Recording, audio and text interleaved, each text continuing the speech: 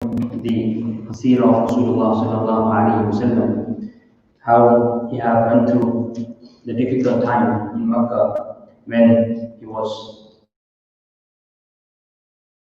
passing the message of Allah subhanahu wa ta'ala and spreading the revelation which he has received from Allah subhanahu wa ta'ala. And subhanallah, he has gone through, and we talked about the Am al-Huzn. We talked about the Am al-Huzn, in which that the Prophet Muhammad sallallahu alayhi wa sallam has gone through many difficulties. First, he came off it was the year when who was his comfort to be in Mecca, he passed away, who supported him from the day one, even though he was not Muslim, even though he didn't believe in Islam, even though he didn't believe in Allah, but he supported the mission of Prophet Muhammad sallallahu alaihi wasallam. And when the final moment came of his uncle, the Prophet Muhammad sallallahu alaihi wasallam said, "Oh uncle, accept, embrace the faith, and I will intercede for you on the day of Qiyamah." He left without accepting and without embracing. And the Prophet Muhammad sallallahu alaihi wasallam was sad about it. And Allah subhanahu wa ta'ala revealed the ayah that whoever you wish, you can't guide. It is Allah, the God, who will guide whoever He wish. It is our responsibility to put the effort, to struggle and to strive, to encourage, and it is Allah who opens the heart of the people, whoever his choice. So one uncle was supporting him, and two uncles were rejecting him, and they were making life difficult for him. So the Prophet at last decided to leave and to migrate in Medina. They will protect him and they will support him. So the Prophet Muhammad was waiting for the call from Allah subhanahu wa ta'ala that he tell him that now is the time to leave. So when the Prophet came to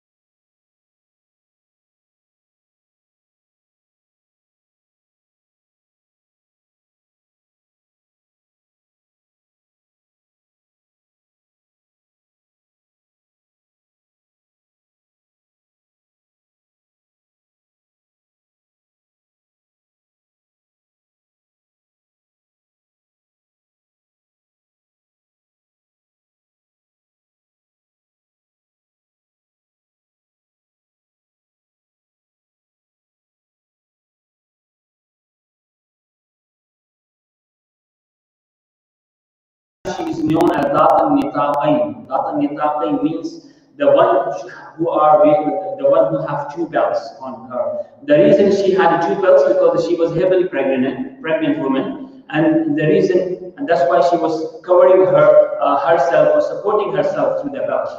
And when Abu Jahl came to Asma, and he asked about the Prophet Muhammad sallallahu alaihi wasallam, Abu Bakr Siddiq, and she said, I'm not aware where they have gone. And he knew that she knew. He knew that she knew, and she's not disclosing, and she slapped her so badly, so harshly.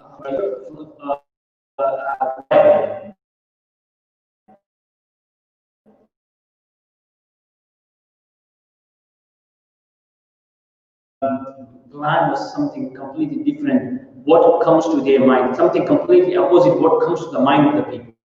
So normally to go to Medina is the north. So he took the pathway to the south, completely opposite, and to the south, towards the coastal area.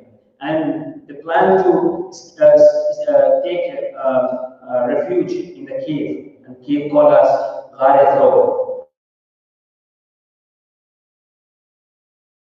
He delegated the duty to one of Abdullah ibn Abu Bakr to bring any news, whatever is happening in the city, but discreetly bring the news to the cave.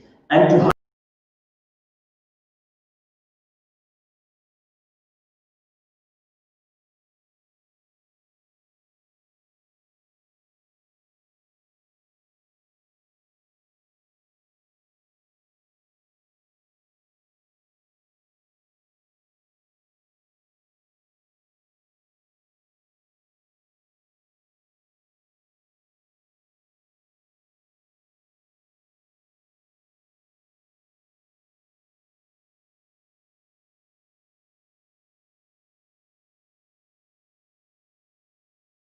are not allowing me to spread the peace, the message of Allah to His creation. So they are forcing me to leave, and that's why I'm leaving.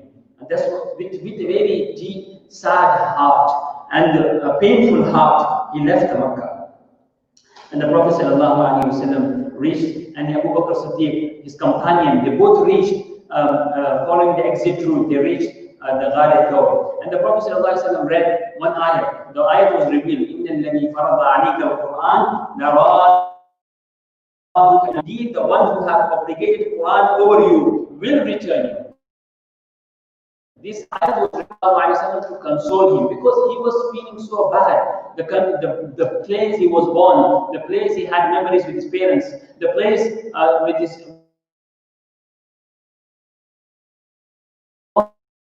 because for the people where we belong is the native place. You have so much love for that place, or so much love for the people. So leaving those people behind, sometimes some of them are those who loved him, who sacrificed for him. So he's leaving them behind and moving on. So and Allah subhanahu wa ta'ala consoled him. And Ali radiallahu ta'ala never revealed. And the people of Makkah put 100 camels prize. Whoever find the location of Abu Bakr Siddiq and Muhammad sallallahu alaihi wasallam. And that was one of the top prize they have ever dreamed of. 100 camels is like 100 Lamborghinis and Ferraris, or 100 Bentleys. So Abu Bakr Siddiq radiallahu ta'ala reached the cave, and he said to Prophet sallallahu alaihi wasallam, "O Prophet of Allah, climb over me. I will take you up to the mountain in the cave. So it will reduce the footprints so no one can follow us."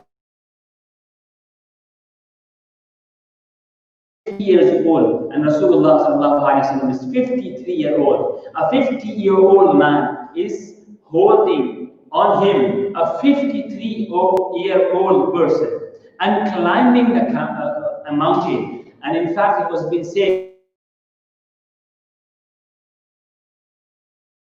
person. He was a slim person to such extent as has been described that when he used to put his lower sheet on his waist, it used to come down.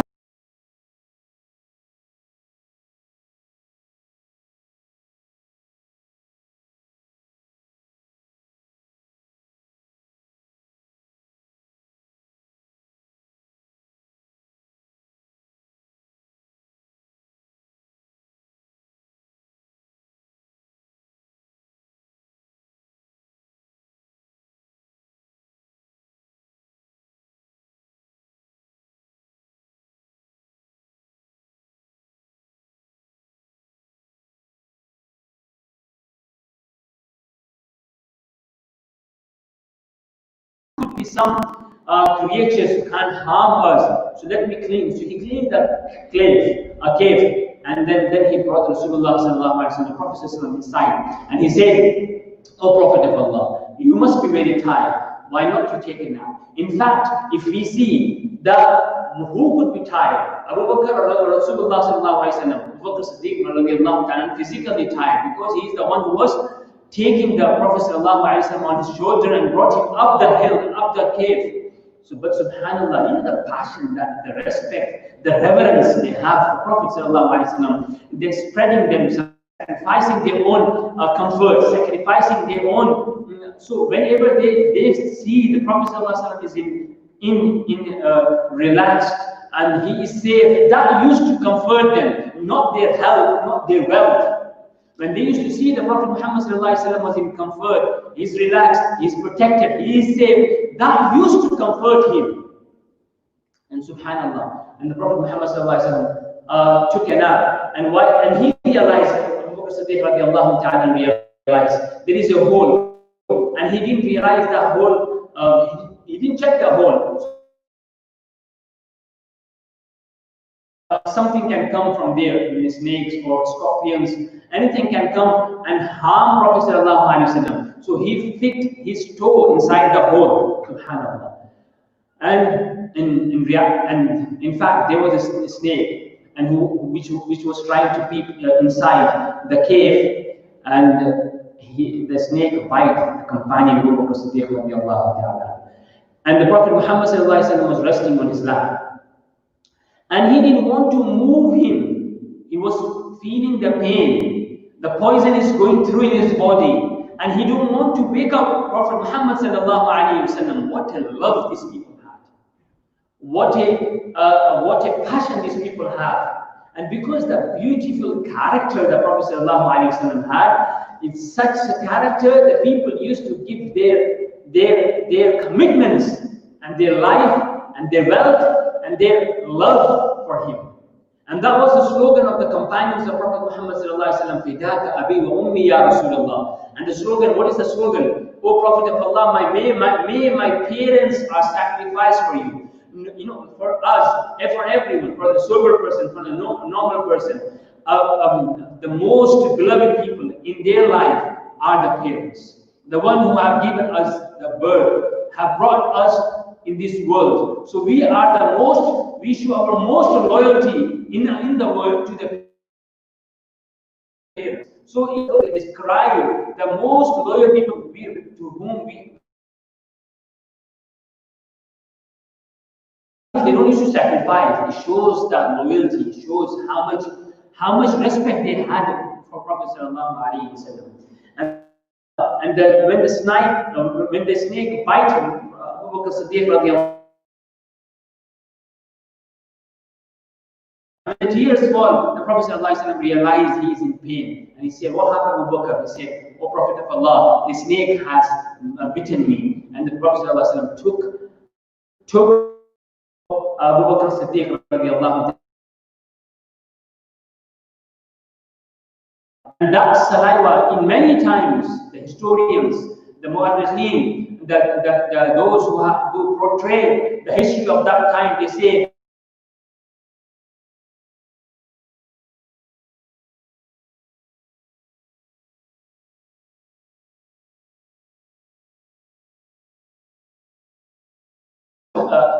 water was bitter, and the Sahaba Ikram couldn't use the water to drink or to use it to drink or to do wudu. The Prophet sallallahu alaihi wasallam put his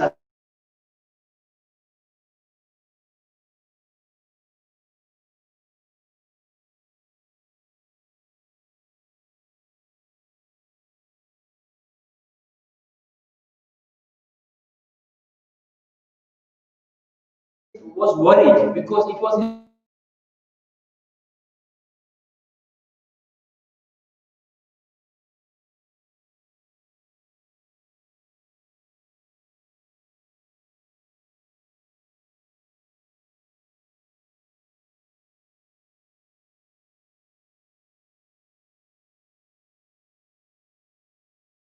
with calm and coolness. He said, إِذْ يَقُولُ لِصَاحِبِهِ and he said to his companion, that's the Quran says, he said to his companion, and from here the ulama, the scholar says that the companionship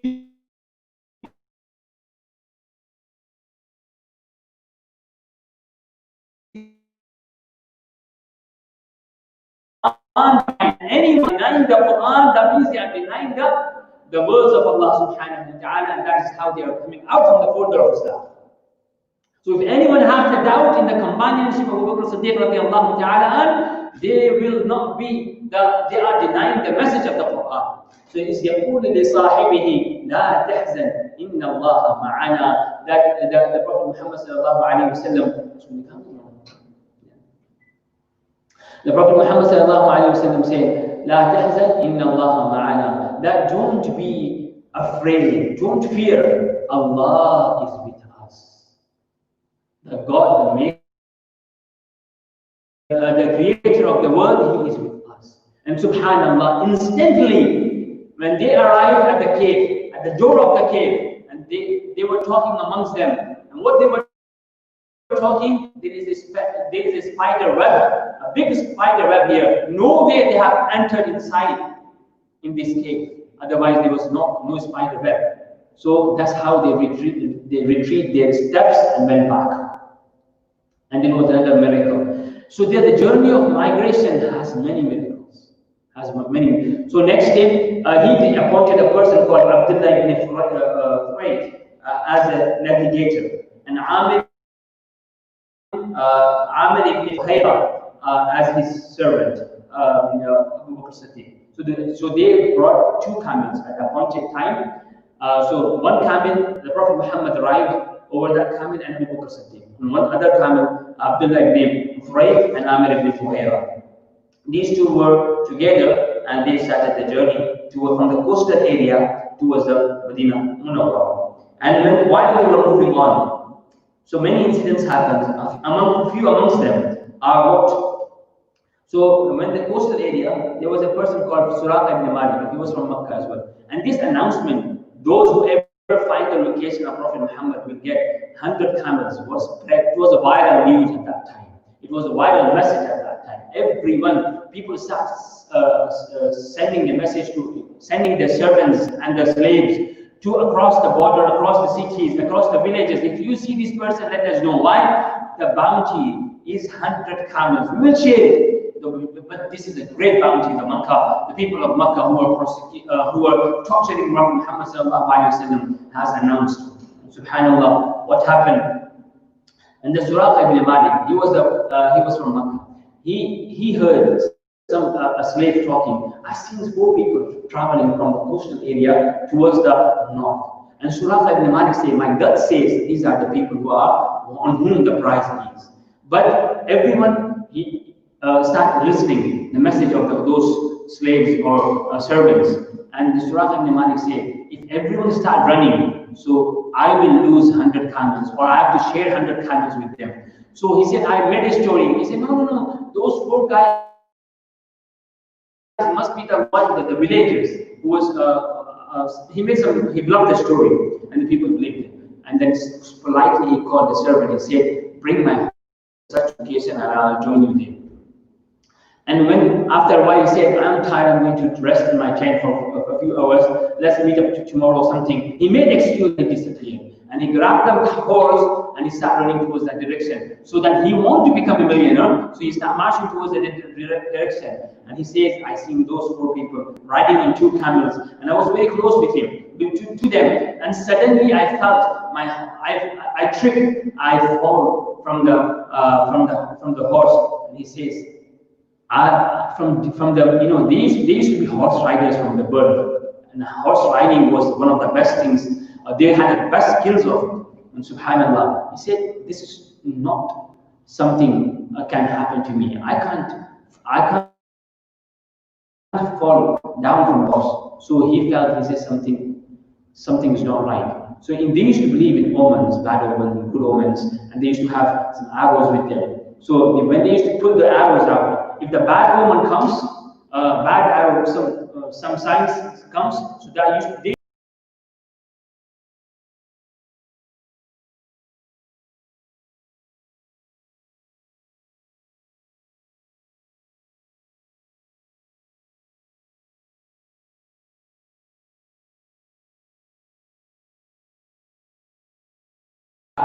He moved on second time before and third time before. He said, this is not normal. I can't fall down from horse.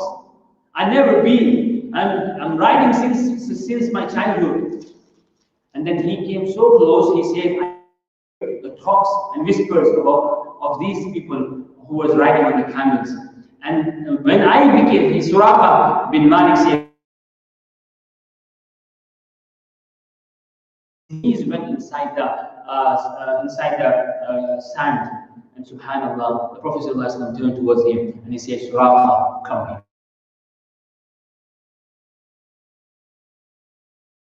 Time he understood this is something else, some power of the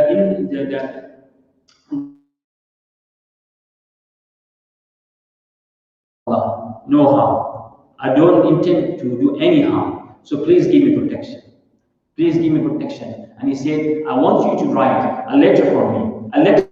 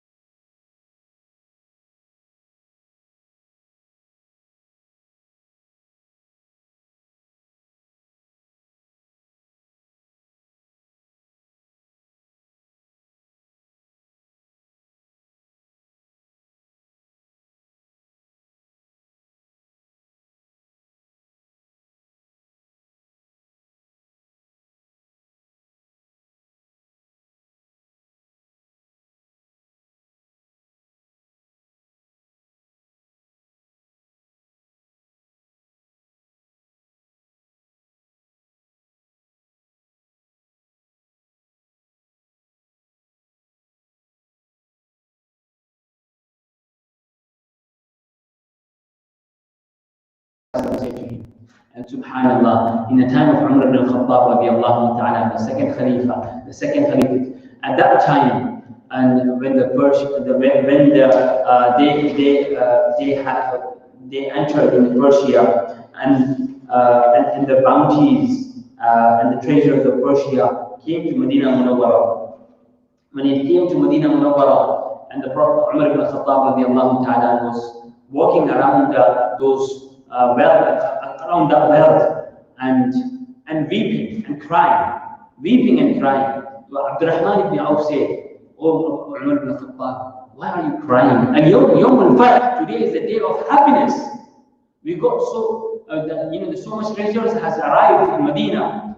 But Umar ibn Khattab said, "Inna hadha al-mal lam yu'tihi Allah qawman illa alqa Allah bainahum al-adawata wal-baghdha." He says, the profound statement he said, whenever the wealth comes, when this wealth will be distributed in Medina, Medina will not remain same.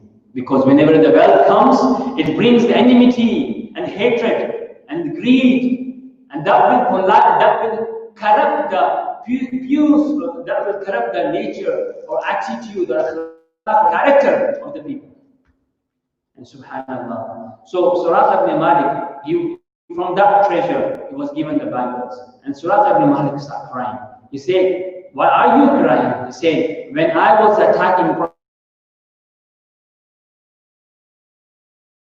he gave me the protection. And when I promised him, I will not reveal his location. So he gave me the glad tidings that day will come. You will be holding the bangles of Persian emperor." So subhanallah, today is that day. I have seen that day. And at that time, I was thinking he's bluffing. But today, even that statement came true. This is how the Sahaba Ikram radiallahu ta'ala had believe in the words and statement of Prophet Muhammad sallallahu alaihi wasallam. Whatever he said, the prophecies he made came true. And the unseen he mentioned, the life of hereafter. the accountability, the heaven as a reward and hell as a punishment. That was it. First, someone asked Ali radiallahu ta'ala, describe the Jannah. And he says, even we see Jannah, it will not change our belief. Because the belief on unseen is such solid, even we see, it's not going to make a difference. And I'll conclude with Maria Qibtiyya, one of the sons of Prophet Muhammad sallallahu alayhi wa sallam passed away, Ibrahim radiallahu anhu, his mother was Maria Qibtiyya. And she was crying because losing a child is the most difficult thing, one of the difficult and the saddest moment in the life. So she was crying by losing the child, and the Prophet Muhammad cried for so long, and he came to Maria Qibtiyya to console her, to comfort her, and he said, Maria, don't worry. Allah has placed our son in Jannah, in paradise, in heaven. Don't worry. If you don't believe, if you don't ask Allah to allow you to see that your son is in Jannah. So she said, no, I don't want to see. She said, I don't want to see. The Sahaba, the companions, the other companions, when the Prophet ﷺ was offering you the, subhanallah, to see Jannah, why did you deny the offer? She said, my eyes can see something which I might not believe. The words which are coming from the mouth of Rasulullah ﷺ are more true than what my eyes can see. So this was the iman and belief of these people. And subhanallah, when he moved on, at one point, the Prophet ﷺ asked, we have nothing to eat. So they seen a tent. And when they see the tent, they went to the Abu Bakr Siddiq went inside. There was an old lady, Bedouin, and he asked, do you have anything to eat? He said, whatever animals we have, my husband have taken away for grazing them. But I have a small land here, but that is not useful. It doesn't give a milk or anything. So Abu Bakr Siddiq brought that.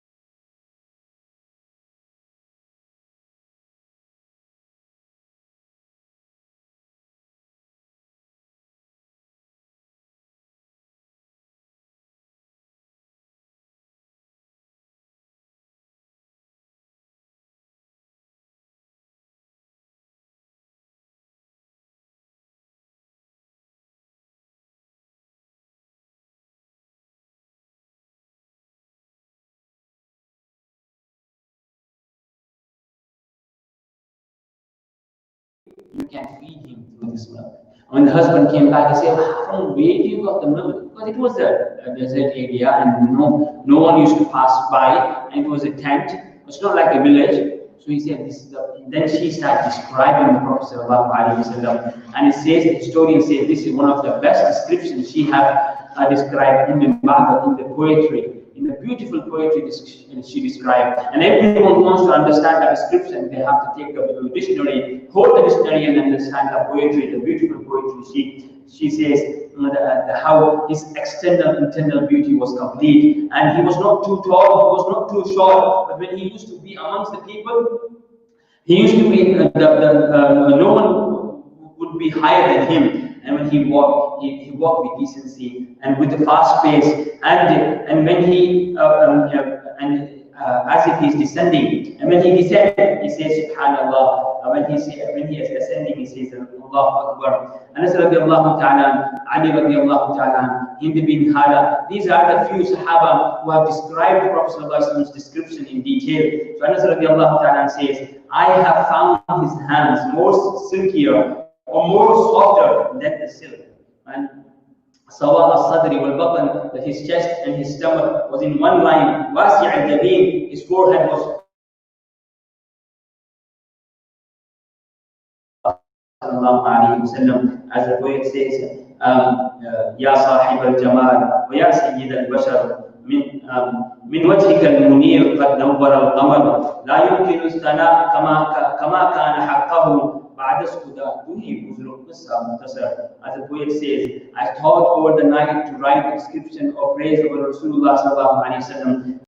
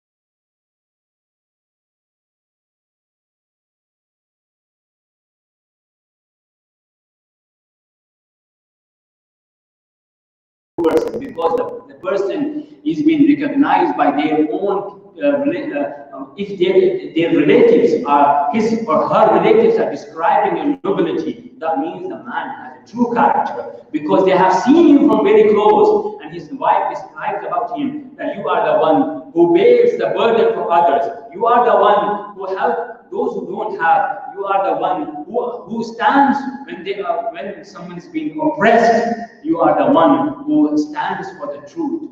And this is the beautiful character of Rasulullah sallallahu alaihi wasallam. May Allah subhanahu wa ta'ala bless us to have love for these beautiful characters and beautiful being of Rasulullah sallallahu alaihi wasallam, and grant us the tawfiq and to remember him, to talk about him, and to adopt his lifestyle. وآخر دعوانا أن الحمد لله رب العالمين.